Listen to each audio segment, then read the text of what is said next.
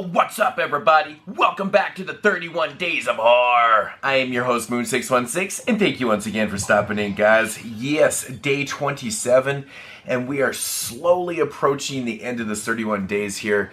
And this is right about the point where it starts to feel a little bit long, like I've done 26 other reviews in a row.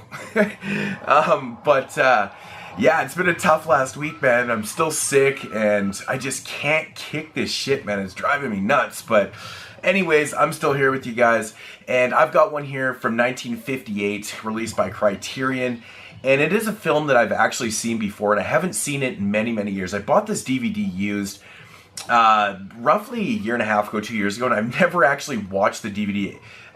Correction, I did watch about the first 20 minutes when I first got it.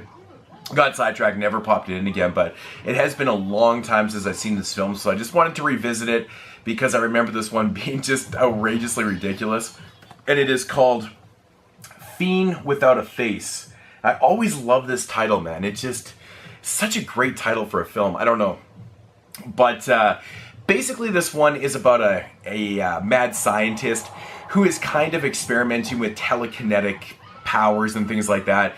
And so then he starts to use this nuclear energy from a nearby nuclear plant hosted by the military to kind of further his experiments. And what he does is he creates these kind of brain monsters. And what these brain monsters are, actually these invisible brain monsters, it's like little brains that have spinal cords attached to the brains, and they have like legs and stuff like that, but they're invisible. Anyways, he's got them in his lab, and once they become a little bit intelligent, they break out and they go on a killing spree. And what these things do is they attack humans, and they ultimately attach themselves to your neck, and they suck your brain out of your head and rip your spinal cord right out and stuff. And yeah, that is a true story.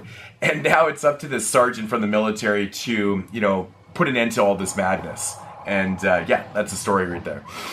Now my thoughts on this film. Now, there is tons and tons of really cheesy B kind of sci-fi horror movies from the 50s and stuff. This one right here kind of falls in a little bit in the middle. The whole idea is completely outrageous and ridiculous and stuff, but this is actually a pretty well-made film. It's acted pretty well for the most part. It's got some pretty good shots in it. It's got a really interesting idea. I mean, there's a lot of generic type, sci-fi horror films from the 50s. This one kind of separates itself because the idea is totally out there, but dealing with something that was, a very big topic back in the 50s, which was nuclear energy, nuclear power, and stuff like that. The other thing about this film that's very interesting, and it's got some pretty interesting social commentary based on, the nuclear energy and stuff like that, because, everyone was so afraid of nuclear power and nuclear energy, what it was doing with the radiation and stuff like that. Well, this one right here, it doesn't focus on, the actual radiation and stuff. It's more or less what's, it's all kind of in people's minds and stuff like that. Hence the, the telekinetic powers and stuff like that. Using those powers telepathically and stuff, what you can actually do with it instead of, physically, exerting the energy and stuff. I think this is actually a really interesting premise to a film. It's a very, very short film. It only runs about 73 minutes. It does have some pacing issues. It also has some really, really choppy editing in this film, like a lot of these old school, 50s black and white films. But yeah, some of the editing is so strange in this. There's one scene where the sergeant's talking to the doctor, and it just kind of cuts into this military scene and cuts back. It's so strange. It's just shit like that just kind of makes you laugh and go, I'm having fun with this one.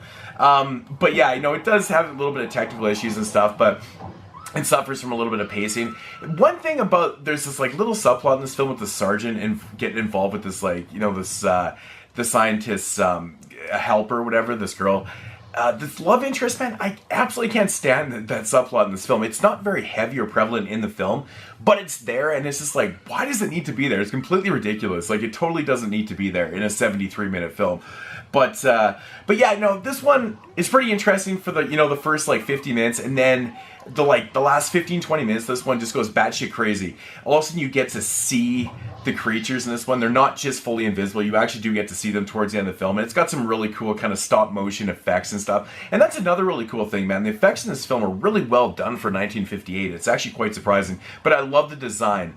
of the brain monsters. They're awesome. They're literally brains with spinal cords as tails, which actually propels them. That's what makes it move. And it has like these little legs and stuff. And they just like jump through the air and they attach themselves to you and they kill you that way. It's like the most awesome thing ever. But there's a pretty awesome, in the end of the film, there's a pretty awesome scene where like they're just getting blasted upon with guns, man. They're getting shot and there's like blood everywhere and stuff. It's pretty awesome. Something you just generally didn't see in the 50s a whole lot, like a little bit of carnage from, you know, the monsters and things like that. But, you know, I'm not one for remakes.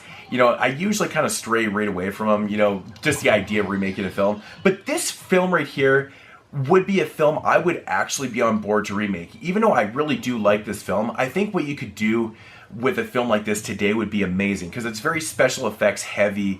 You know, it's got a lot of invisible things. There's a lot of things and ideas in this film that would be very interesting to do today on a bigger budget and just kind of just do crazy amounts with, man. I think it'd be very cool to do. Imagine what you could do with these little brain monsters and shit. It'd be awesome. But nevertheless, I digress. This is still a really fun film from 1958. If you've never seen Fiend Without a Face, check it out. Criterion did like an amazing job with this transfer. It just looks fantastic. Like, it probably looks way too good, to be honest. I mean, low budget film looking this great, it's fantastic. I mean, the print that they found for this is just, it's phenomenal.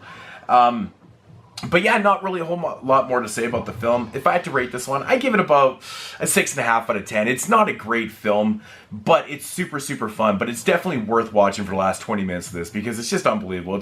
It's a really cool premise and stuff, but, you know, it suffers from a lot of, you know, technical aspects and things like that. But I do highly, you know, recommend this film. So, oh, I almost got through without coughing, but yeah, Fiend Without a Face. Definitely give it a shot here. And that is going to conclude day 27. I will see you guys tomorrow in day 28. And as usual, peace!